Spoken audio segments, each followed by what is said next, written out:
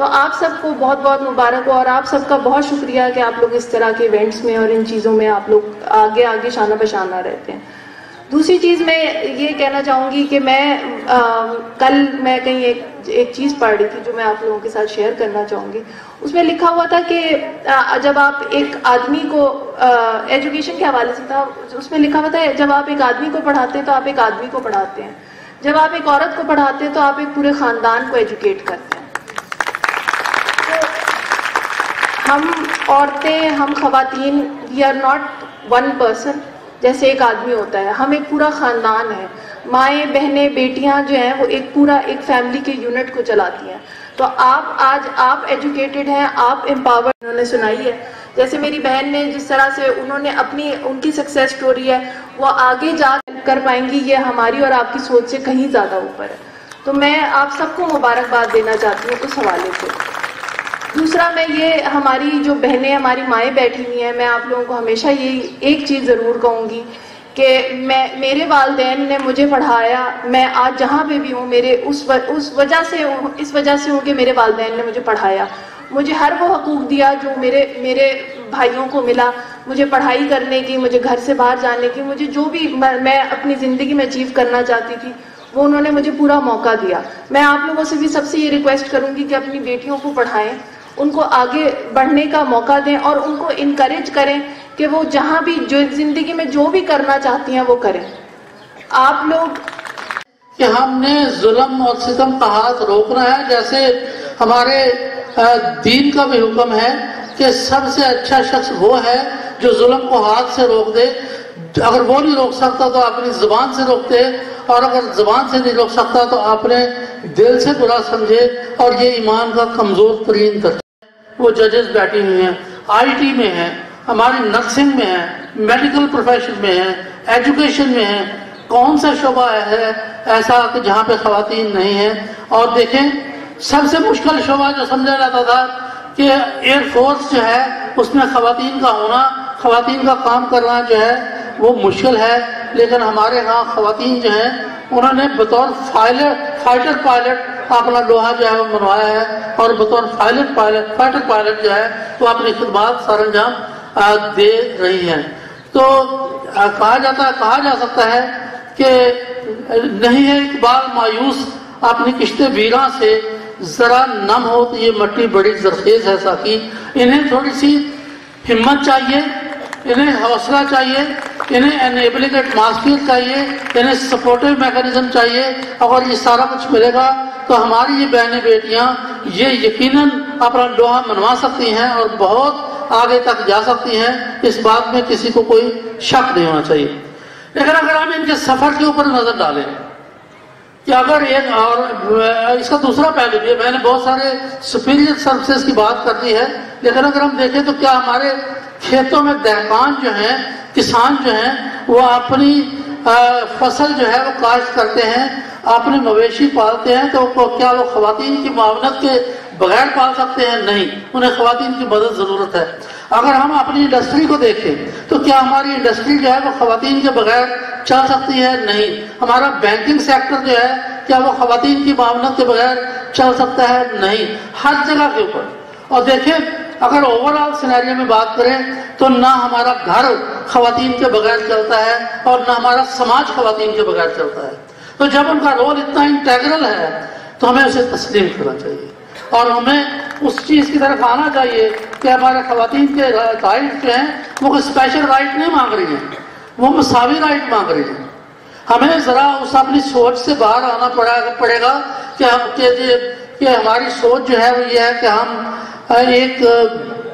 ہمارا معاشرہ ایسا ہے کہ جہاں پہ مردانہ تفوق کی بات ہے، مردانہ برتری کی بات ہے، پدر سر یہ نظام ہے، بدلنا پڑے گا، اور اس کو بدل کے ہمیں خواتین کا جو جائز مقام ہے اسے تسلیم بھی کرنا پڑے گا، مساوی مقام تسلیم بھی کرنا پڑے گا، اور اس کے لیے انہیں مواقع بھی دینے پڑیں گے۔ جو ہمارے گیسٹ جن کا تعلق اکیڈیمیا سے تھا، جن کا تعلق سول سوسائٹی سے تھا، جن کا تعلق مختلف شعبوں سے تھا، لیگل فریٹرنیٹی سے بات کر کے جا چکے، تو میں نے بھی ابھی ویمن ڈے کے حوالے سے اپنی معلومات جو ہیں ان کے سامنے رکھی۔ تو ابھی جو مجھے کہا گیا ہے وہ یہ کہ تھوڑا سا انٹروڈکشن جو ہے وہ اس ادارے کا دے دوں جس کے حوالے سے آج یہ تقریب محکمہ سوشل ویلفیئر کے ساتھ مل کے کی گئی ہے. تو ہمارے سفر کا آغاز جو ہے وہ 1993 میں ایک چھوٹے سے گاؤں سے ہوا، رورت سے. اور وہ زمانہ ایسا تھا کہ جب خواتین کے حقوق کی بات کرنا اور اس کے لیے جدوجہد کرنا گویا گناہ کبیرہ کے برابر تھا. اور جب ہم نے اپنی گفتگو کا اپنی کوششوں کا آغاز کیا اور اس ادارے کی سربراہ جو ہے وہ سب سے پہلے میرے گھر سے خاتون نکلی، میری چھوٹی بہن تھی، اور انہوں نے اسٹرگل کی، ان کا سلسلہ جاری رکھا ہے. اور میں بلا خوف تردید یہ کہہ سکتا ہوں کہ سوشل ریزسٹنس کا سسٹم ایوالو کرنے کے ساتھ ساتھ لوکل وجیلنس گروپس بنانے کے ساتھ ساتھ ہم نے کم از کم 1500 خواتین جو ہیں جو کہ ظلم و تشدد کا شکار ہوئی تھی ان کو ہم نے legal aid, medical aid, psycho social counselling, support, یہ سارا کچھ پرووائڈ کیا ہے. اور آج کل جو ہم کام کر رہے ہیں، ابھی ہم نے ایک اور اپنی انٹرونشن منائیں گی تو نیا زمانہ لائیں گی، تو نیا زمانہ لائیں گی. توڑ توڑ کے بندنوں کو دیکھو بہنیں آتی ہیں، توڑ توڑ کے بندنوں کو دیکھو بہنیں آتی ہیں. تاریکیوں کو چھوڑیں گی، خاموشی کو توڑیں گی، دیے سے دیا جلائیں گی، تو نیا زمانہ لائیں گی، یہ تو نیا زمانہ لائیں گی. توڑ توڑ کے بندنوں کو دیکھو بہنیں آتی ہیں، توڑ توڑ کے بندنوں کو دیکھو بہنیں آتی ہیں.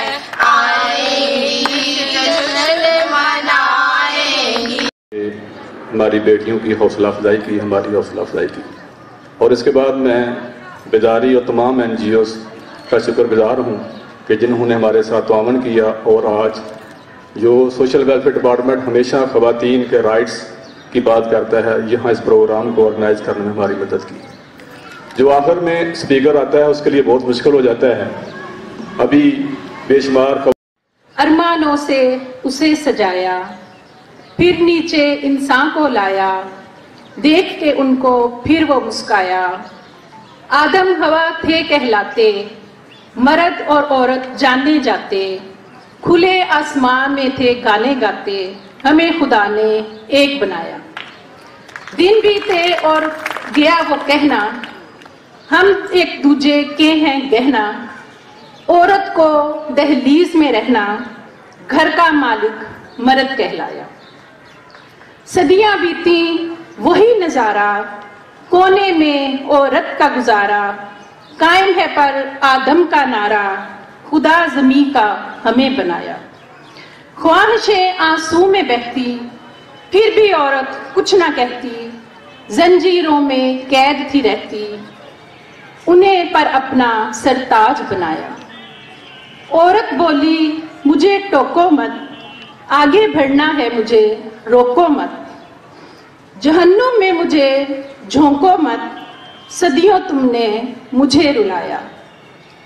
مرد بولا اتراتی کیوں ہو، ہم سے قدم ملاتی کیوں ہو.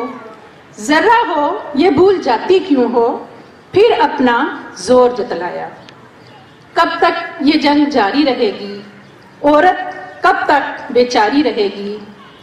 آدم سے کب تک ہاری رہے گی، عورت نے ہے یہ سوال اٹھایا. تو پھر پوچھتی کہ مجھے اجازت ہے، وہ کہتے اجازت ہے، تو پھر مصلے پہ کھڑی ہو جاتی اور فجر کی نماز تک مصلے پہ کھڑی رہتی.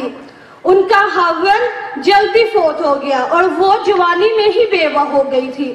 تو حسن بصری بصرہ کے امام، کیا سارے مسلمانوں کے امام تھے، وہ خود آئے، خود چل کر آئے کہ میں آپ سے شادی کرنا چاہتا ہوں. کوئی شادی کا شوق نہیں تھا انہیں، ان کو وہ تو اولاد کے قابل نہیں، شکل صرف ان کی، ان کا جو اللہ سے تعلق تھا، ان کو یہ لالچ تھی کہ یہ میری بیوی ہو جائے تو اس کی وجہ سے شاید میری بخشش ہو جائے. تو ان کے پاس آئے, کہنے لگے کہ رابعہ میں آپ سے شادی کرنا چاہتا ہوں, خود پیغام لے کر آئے. تو انہوں نے فرمایا میں 4 باتوں کا جواب, آپ میری 4 باتوں کا جواب دے دو تو میں شادی کر لوں گی. کہنے لگے کیا؟ کہا یہ بتاؤ کہ میں جنتی ہوں کہ دوزخی ہوں. کہنے لگے یہ تو میں کچھ نہیں بتا سکتا. اچھا یہ بتاؤ جب اللہ تعالیٰ قیامت میں اعمال نامے اڑائیں گا, کسی کے سیدھے ہاتھ میں ہوگا تو کسی کے الٹے ہاتھ میں ہوگا, تو بتائے میرے سیدھے ہاتھ میں ہوگا کہ الٹے میں؟ کہنے لگے یہ بھی میں کچھ نہیں کہہ سکتا. جب اللہ تعالیٰ نیکیوں کو تولے گا, کسی کی نیکیاں بڑھ جائیں گی تو کسی کے گناہ بڑھ جائیں گے. میرے گناہ زیادہ ہوں گے یا نیکیاں زیادہ ہوں گی؟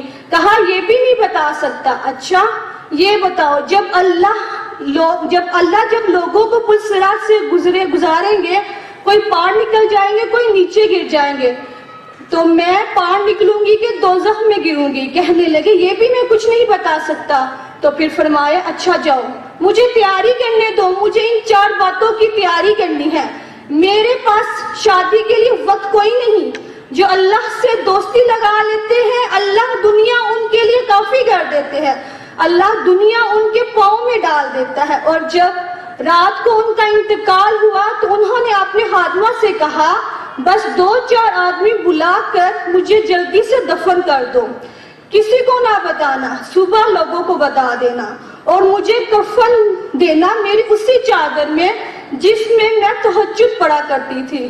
تو انہوں نے راتوں رات دفن کر دیا اور صبح اعلان کیا تو شور مچ گیا, ہائے کیوں نہیں بتایا. تو اگلی رات ان کی خادمہ نے ان کو خواب میں دیکھا, سبز لباس پہنا ہوا, حسن جمال سورج چہرے پہ چمک رہا. پوچھا آپ کے ساتھ کیا ہوا؟ کہا میرے اللہ نے میرے ساتھ بہت عمدہ معاملہ کیا. کہا آپ کی وہ چادر کہاں گئی جس میں آپ کو کفن دیا تھا؟ کہا وہ اللہ تعالیٰ نے اتار لی ہے اور مجھے جنت کا جوڑا پہنایا ہے, اور اس چادر کو اللہ نے سنبھال رکھا ہے. جب قیامت کے دن میری نیکیوں کو اللہ تولے گا تو اس چادر کو بھی اس میں تولے گا. انہیں نے پوچھا منکر نکیر کا کیا ہوا؟ کہا وہ آئے تھے, انہوں نے مجھ سے کہا من ربو کی تیرا رب کون ہے, تیرا رب کون ہے؟ تو میں نے منکر نکیر سے کہا جس اللہ کو 40 سال نہیں بلایا اس کو میں نے زمین کے نیچے آ کر کیسے بھول سکتی ہوں؟ جس رب کو 40 سال میں نہ بلا سکی اس کو 4 سال زمین کے نیچے آ کر میں بھول جاؤں گی. تو منکر نکیر نے کہا اس کا آگے کیا حساب لینا, چلو بھائی واپس چلو. اس کے اندر ہاف آف دا کاؤنٹرز جو ہیں, آدھے کاؤنٹر, مطلب اگر کسی آفس میں ہمارے 10 کاؤنٹر ہیں تو ہم نے اپنے 5 کاؤنٹر جو ہیں وہ فیمیلز کے لیے ڈیزگنیٹ کر دی ہیں کہ اگر فیمیلز وہاں پر جائیں گی تو ان کو کسی قسم کا کوئی ہیزل یا کوئی رکاوٹ نہیں ہوگی. اقوام متحدہ کے چارٹر کے مطابق خواتین کا عالمی دن منایا جا رہا ہے, تو اس حوالے سے میں آپ سب خواتین کو, بہنوں کو, بیٹیوں کو مبارکباد پیش کرتا ہوں. بہت بہت شکریہ آپ کا.